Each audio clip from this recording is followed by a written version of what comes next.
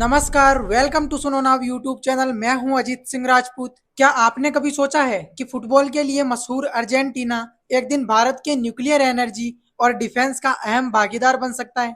और क्या आपको पता है, जिस देश में लियोनेल मेसी पैदा हुए वो देश भारत के खिलाफ भी स्टैंड ले चुका है। अब दोस्तों, यहाँ पर सोचने वाली बात यह है कि आखिरकार मोदी जी भारत के दुश्मन देश में क्यों गए और क्यों भारत के दुश्मन देश से हाथ मिलाए। तो दोस्तों, आज के इस वीडियो में हम इसी टॉपिक को डिटेल्स और आसान भाषा में समझेंगे, इसलिए वीडियो के साथ में रेगुलर बने रहना। 2025 का जुलाई का महीना भारत की विदेश नीति के लिहाज से बेहद खास रहा। प्रधानमंत्री श्री नरेंद्र मोदी जी 5 देशों के ऐतिहासिक दौर पर निकले: घाना, ब्राजील, अर्जेंटीना, त्रिनिदाद और टोबैगो और नामीबिया। लेकिन दोस्तों, आप लोगों को बता दूं, इनमें से सबसे ज्यादा चर्चा में अर्जेंटीना रहा और इसकी वजह थी 57 सालों बाद किसी भारतीय प्रधानमंत्री का इस देश की धरती पर पैर रखना। भारत और अर्जेंटीना के रिश्तों में नई ऊर्जा भरने का यह सबसे बड़ा मौका था। लेकिन इस यात्रा के पीछे छुपी थी एक जटिल जियोपॉलिटिकल कहानी। क्या आप लोग जानते हैं कि अर्जेंटीना भारत को यूएन में रोकने वालों में से एक है, लेकिन फिर भी भारत वहां पर क्यों पहुंचा? क्या मोदी जी ने दुश्मनों से दोस्ती का नया रास्ता खोला है? अब दोस्तों, ध्यान से सुनना। अर्जेंटीना को आमतौर पर एक शांत और फुटबॉल प्रेमी देश माना जाता है, लेकिन अंतर्राष्ट्रीय राजनीति में इसका एक और चेहरा है, क्योंकि अर्जेंटीना यूएफसी नामक ग्रुप का सदस्य है, यूनाइटेड फॉर कंसेंसस। ये वही ग्रुप है जो भारत को संयुक्त राष्ट्र सुरक्षा परिषद यूएनएससी में स्थायी सदस्य बनने से रोकता रहा। क्योंकि दोस्तों, इस ग्रुप में Pakistan, Turkey, Canada, Italy, Mexico, south Korea जैसे देश शामिल हैं,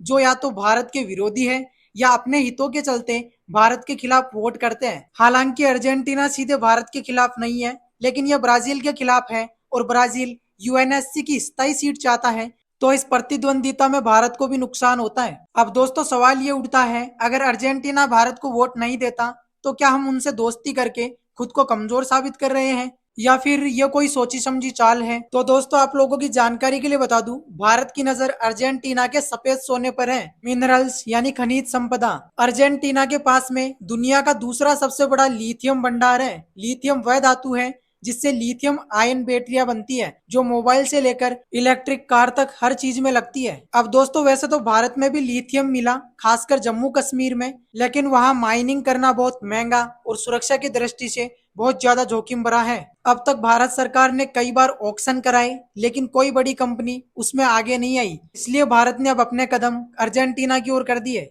अब मेरे दिमाग में एक सवाल चल रहा है, क्या भारत अपनी ऊर्जा भविष्य को सुरक्षित करने के लिए साउथ अमेरिका की खानों पर निर्भर हो जाएगा, या हम जल्द आत्मनिर्भर बन जाएंगे? मोदी जी की इस यात्रा का केंद्र ऊर्जा और खनिज संसाधनों पर आधारित साझेदारी रही है, क्योंकि भारत ये चाहता है कि उनकी कंपनियां अर्जेंटीना में लिथियम की माइनिंग करें और वहां से लिथियम भारत लाए। और सिर्फ इतना ही नहीं, नामीबिया में यूरेनियम, घाना में लिथियम, त्रिनिदाद और टोबैगो में हाइड्रोकार्बन और ब्राजील से रक्षा और समुद्री सहयोग मिले। अब इन सबके साथ में भारत की नई विदेशी नीति ये संदेश दे रही है, भारत अब सिर्फ राजनीति नहीं बल्कि प्रैक्टिकल रणनीति पर काम कर रहा है। क्योंकि मोदी जी ने अर्जेंटीना को एक खास प्रस्ताव दिया, आपके हेलीकॉप्टर फ्लीट की मेंटेनेंस भारत करेगा। दक्षिण अमेरिका के पहाड़ी और जंगली क्षेत्र में हेलीकॉप्टर बेहद महत्वपूर्ण है, और इसके अलावा अर्जेंटीना भारत से ब्रह्मोस मिसाइल और अन्य रक्षा उपकरण खरीदने में बहुत ज्यादा रुचि दिखा रहा है। ये भारत का एक राजनीतिक कदम है,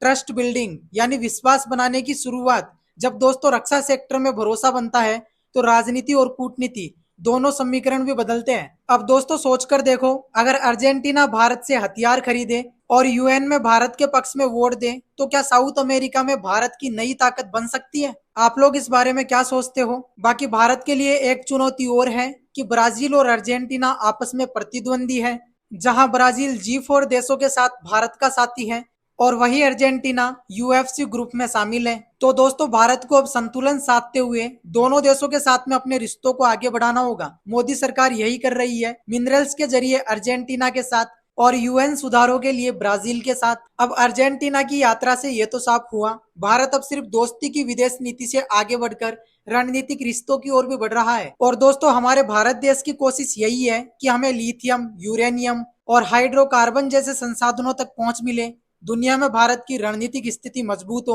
और हम यूएन जैसे संसाधनों में अपनी जगह तय करें। दोस्तों, मैं एक सवाल आप लोगों से पूछना चाहता हूं, आप लोग जरूर बताना, क्या आप मानते हैं कि अर्जेंटीना को लेकर भारत का यह मिनरल डिप्लोमेसी का खेल क्या सही दिशा में जा रहा है? आप लोग अपनी राय कमेंट्स के अंदर जरूर देना। और दोस्तों, एक बार के लिए आप लोग सोच कर देखो, अगर आने वाले वर्षों में भारत अर्जेंटीना के साथ मिनरल्स डील्स, डिफेंस कॉन्ट्रैक्ट्स और यूएन जैसे मंचों पर डिप्लोमेटिक सपोर्ट हासिल कर लेता है, तो इसका मतलब होगा कि भारत ने न केवल साउथ अमेरिका में अपनी पकड़ बनाई, बल्कि उन देशों को भी अपने पक्ष में किया जो अब तक या तो तटस्थ थे या भारत के खिलाफ वोट करते थे। भारत और अर्जेंटीना के रिश्ते अभी भी शुरुआती दौर में हैं, मगर मोदी सरकार की ये रणनीति साफ दिखती है कि हर महाद्वीप में भारत एक भरोसेमंद शक्ति के रूप में उभरना चाहता है। अर्जेंटीना जैसे देश जिनके पास लिथियम, शेल गैस और डिफेंस जरूरतें हैं, वो भारत देश के साथ में जुड़कर न केवल आर्थिक फायदा उठाएंगे, बल्कि एक न्यू वर्ल्ड ऑर्डर के निर्माण में भारत के साथ खड़े होंगे। इसलिए दोस्तों, ये रिश्ता सिर्फ व्यापार का नहीं है, ये भविष्य की वैश्विक राजनीति का हिस्सा है। और जो देश आज भारत देश के साथ में खड़े होंगे, कल वही देश इस नए विश्व व्यवस्था में भारत के सबसे करीबी सहयोगी बन सकते हैं। तो दोस्तों, अर्जेंटीना सिर्फ लियोनेल मेसी का देश नहीं है, ये एक राजनीतिक पजल, एक अवसरों का खजाना और भारत के लिए एक रणनीतिक चुनौती भी है। जहां एक तरफ तो अर्जेंटीना का यूएन में स्टैंड हमें रोकने की कोशिश करता है, वहीं दूसरी तरफ लिथियम ऊर्जा, रक्षा और व्यापार के क्षेत्र में यही देश भारत के लिए एक मजबूत सहयोगी बन सकता है। और भारत अब पुरानी नीति से नहीं चलता, बल्कि हमारा फोकस है दोस्ती वही जहां भविष्य सुरक्षित हो। और पीएम मोदी जी की ये यात्रा सिर्फ एक औपचारिक विजिट नहीं, बल्कि एक मैसेज है पूरी दुनिया को कि भारत अब कूटनीति की बिसात पर चाल चलना जानता है। दोस्तों, जैसे जैसे वर्ल्ड ऑर्डर चेंज हो रहा है, भारत का प्रयास अर्जेंटीना जैसे देशों को साथ लाना हमें न सिर्फ वैश्विक मंच पर ताकतवर बनाएगा, बल्कि हमारी ऊर्जा सुरक्षा, रक्षा साझेदारी और डिप्लोमेटिक पकड़ को भी नई ऊंचाई देगा। इसलिए याद रखिए, अर्जेंटीना एक देश नहीं, बल्कि एक अवसर है, एक ऐसा अवसर जो भारत को भविष्य की महाशक्ति बनाने की दिशा में एक और मजबूत कदम है। बाकी आप लोग इस बारे में क्या सोचते हो, कमेंट्स करके जरूर बताना। और हाँ, आज का ये वीडियो अगर आपको अच्छा लगा तो वीडियो को ज्यादा से ज्यादा शेयर करना और चैनल को फौरन सब्सक्राइब कर लो। मिलता है अगला वीडियो के साथ में। जय हिंद, जय भारत।